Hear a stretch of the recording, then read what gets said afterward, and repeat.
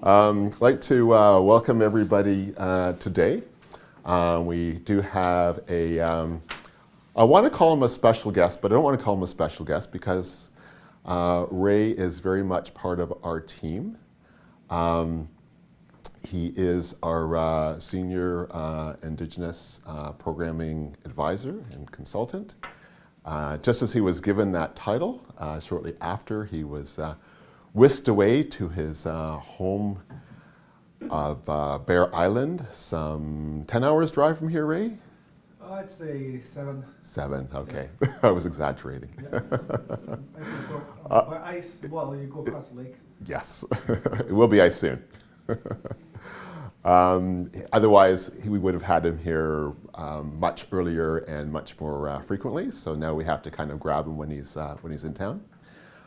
Before I continue my introduction of Ray, though, I would like to take this opportunity to recognize the fact that we are on Indigenous traditional territory. In Scarborough, there have been Indigenous folks here for literally thousands of years. We know through our local archaeologists that is the case. Most recently, we recognize being on the traditional territory of the Mississauga of the new credit, with other First Nations having come before that time. I am very honored to introduce our guest today and a good friend as well. I met Ray, I guess, about 3.5 to 4 years ago at an Ontario Psychological Association conference. We were colleagues, but we hadn't actually met then because of our connection through Anishinaabe Health, Toronto.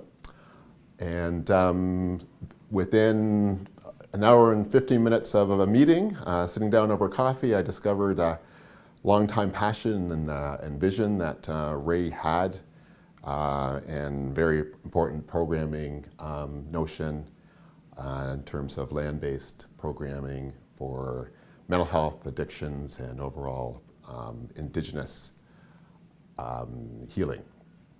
So I've asked him to present on that, but I've also asked him to just speak on reconciliation.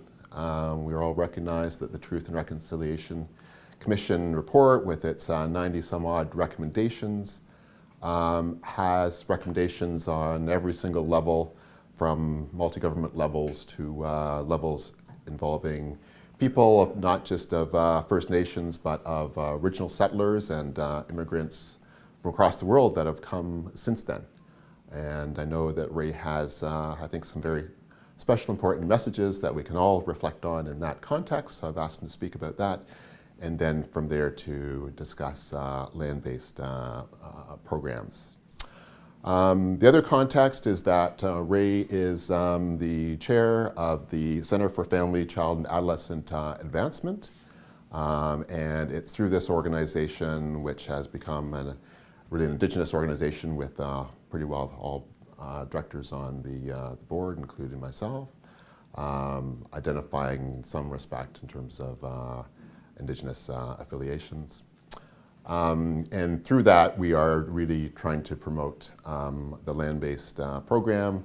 You'll see various images that will basically be cycling throughout this talk of the site that we have in mind, which is Georgian Bay, the mouth of the Key River in Georgian Bay, and the Key River.